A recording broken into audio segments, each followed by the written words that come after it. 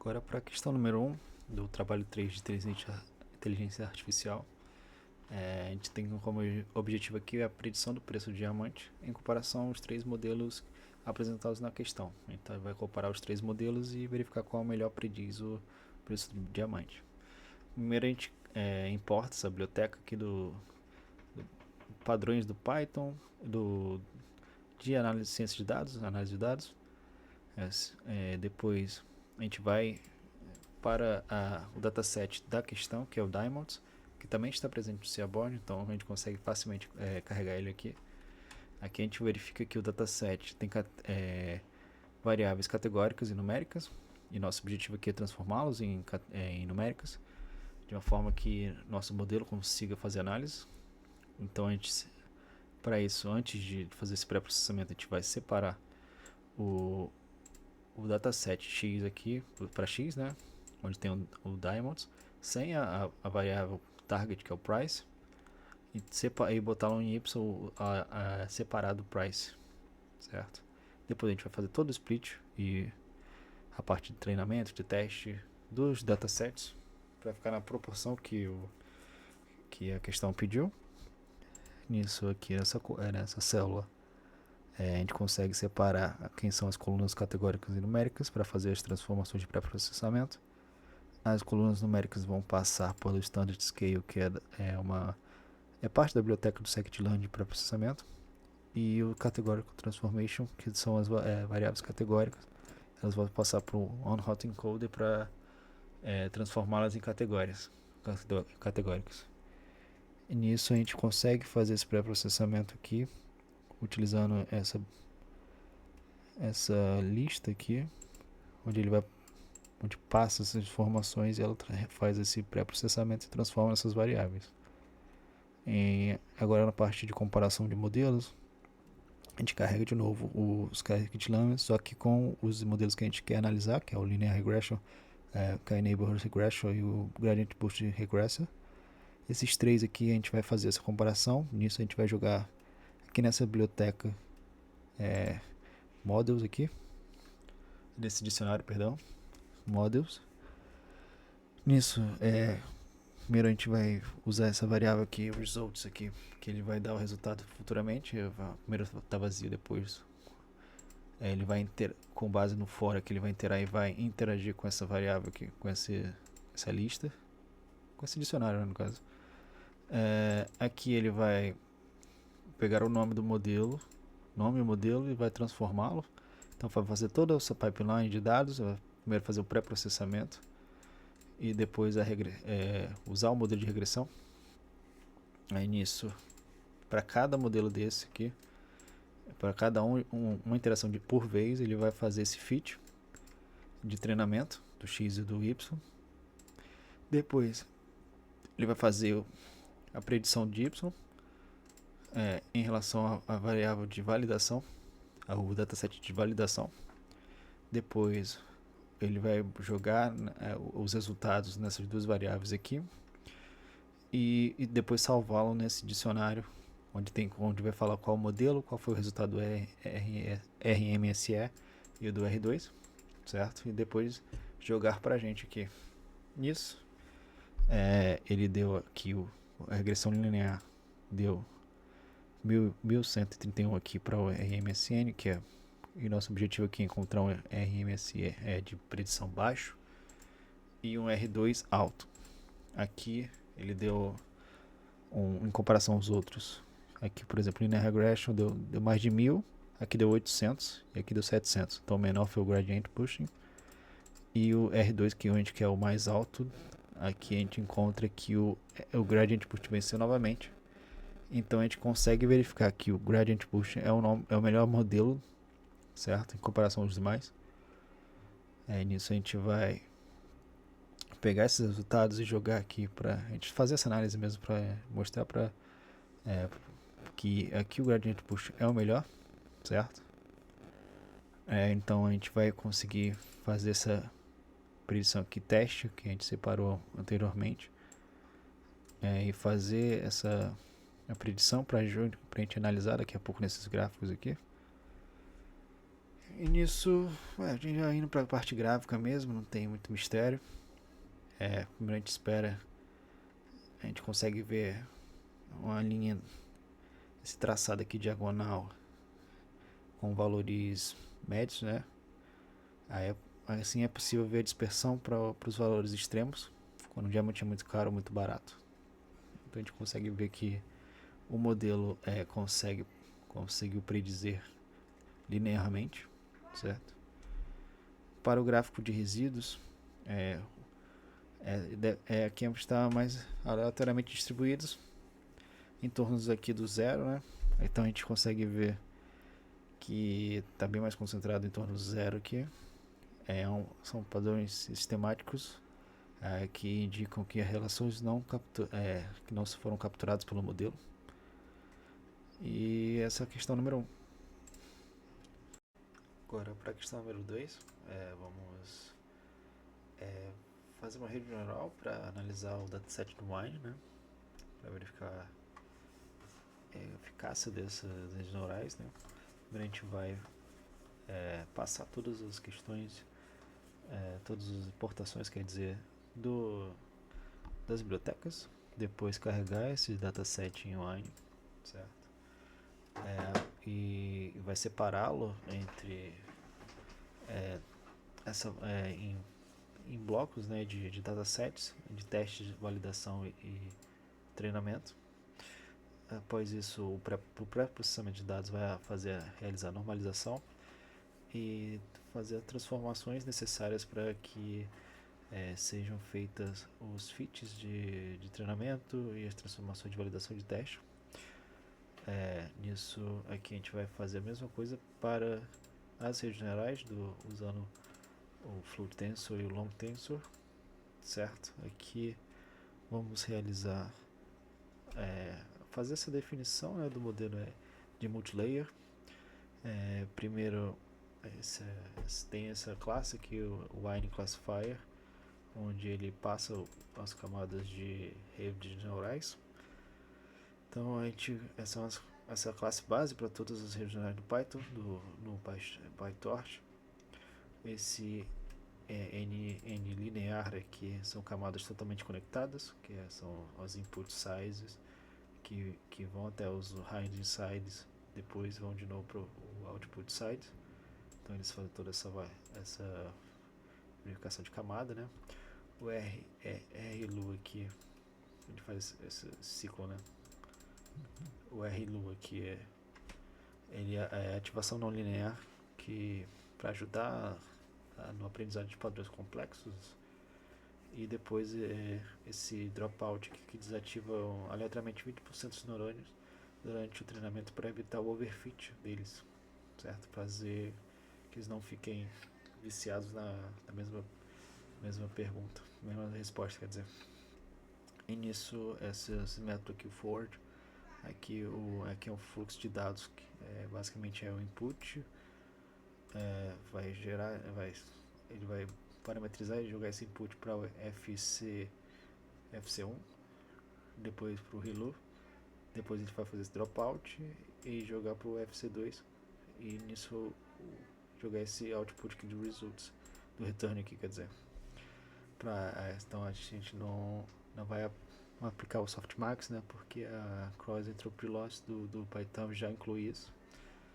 Então aqui quando a gente instancia o Wine Classifier em model, a gente faz esse cross entropy, que é ideal para problemas de classificação com múltiplas clássicas, né?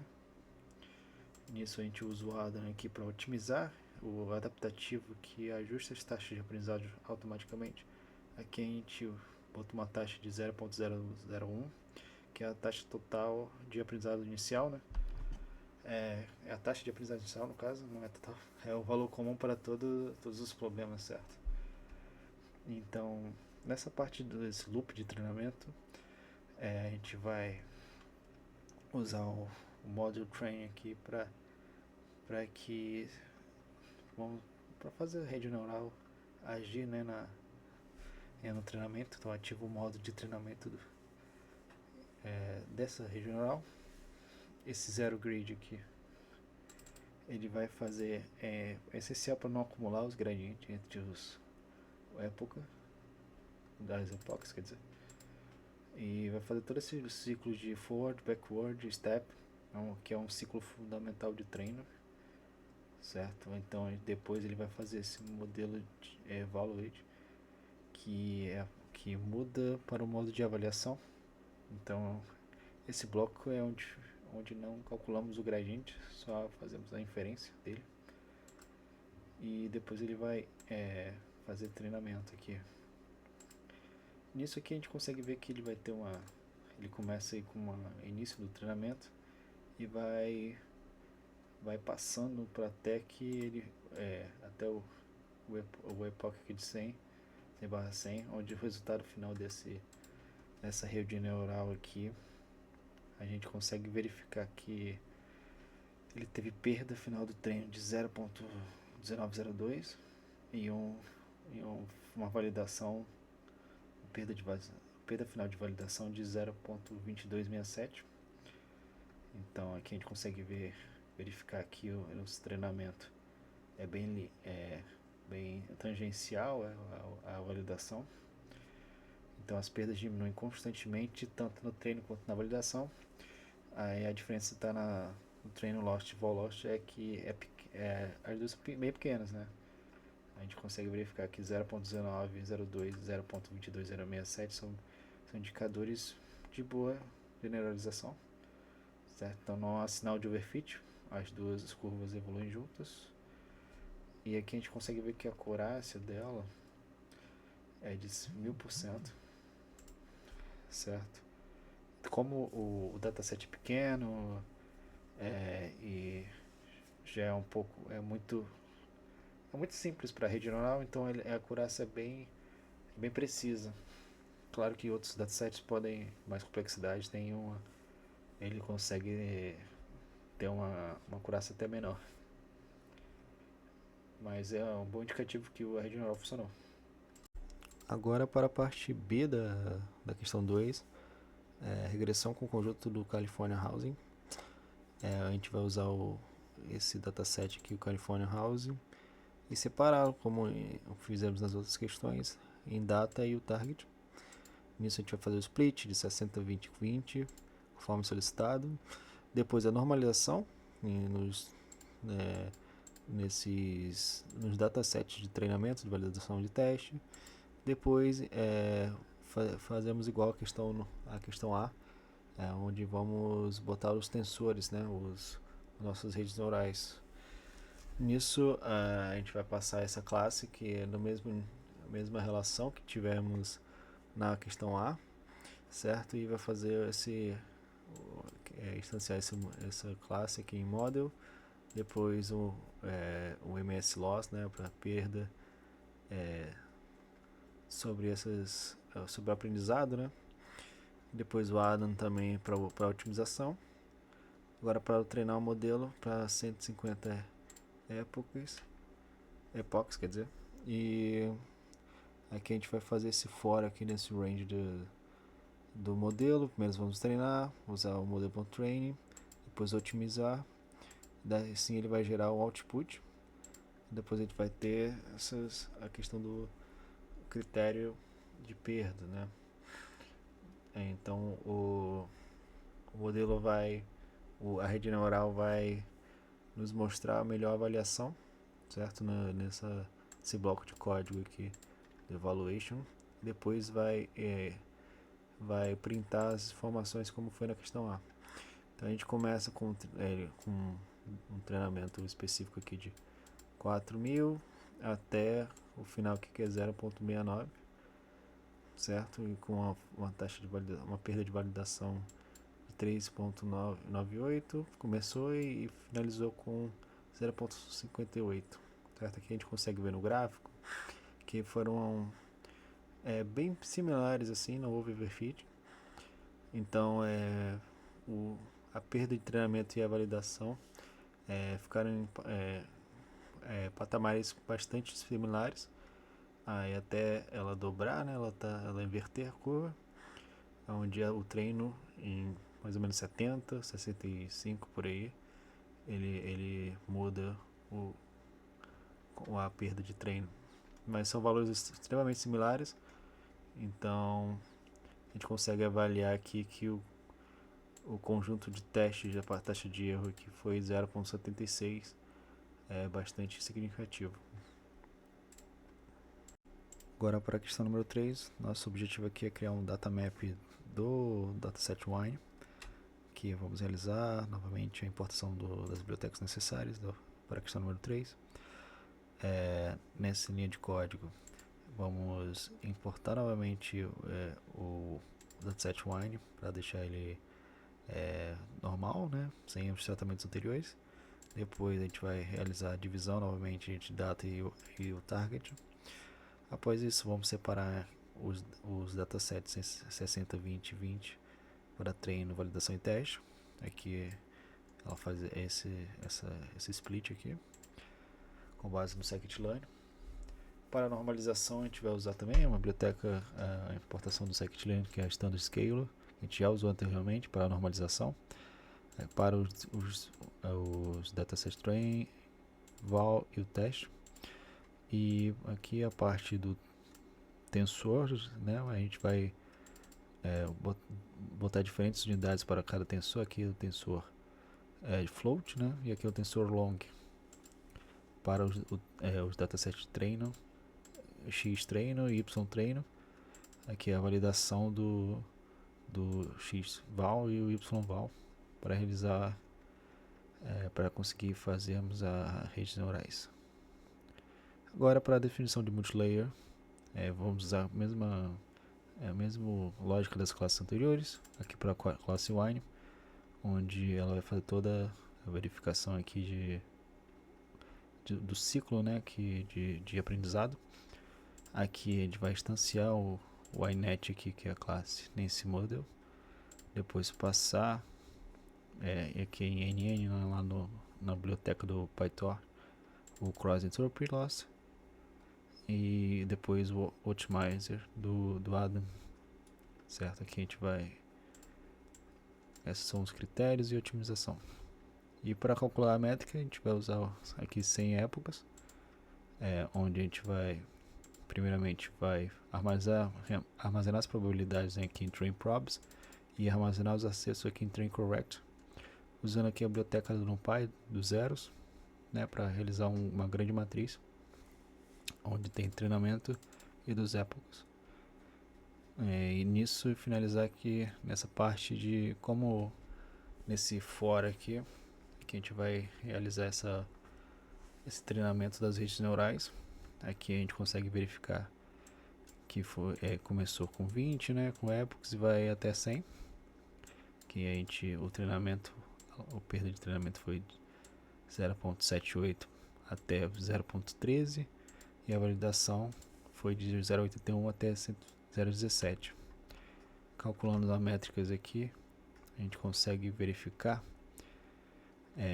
que o datamap tem determinada tendência de correlação positiva aqui. A correctness aqui em vermelhinho faz mais sentido, faz mais relações aqui para uma confidência aqui de acima de 0.6, né? Até, nesse primeiro quadrante aqui, se a gente falar em quadrante, o que é tremendamente positivo. E logo em seguida a gente vai ter outro datamap aqui por classe, porque aqui era de correctness, aqui é por classe, aqui é mais abrangente relação entre cores, né? As diferentes classes, como a classe 0 está dominante aqui, então a gente consegue verificar que o treinamento foi um sucesso e a rede neural consegue nos dar maior confiança de variabilidade para as diferentes classes.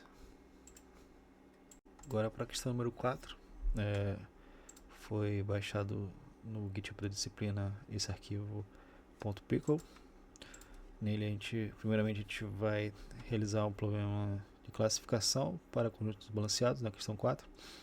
Nisso a gente vai importar as bibliotecas necessárias para a questão, abrir essa extensão, esse arquivo e carregá-lo nas diferentes diferentes variáveis, né, de treinamento, validação e teste, e transformá-los em um problema de classificação onde a gente precisa ser zeros e uns.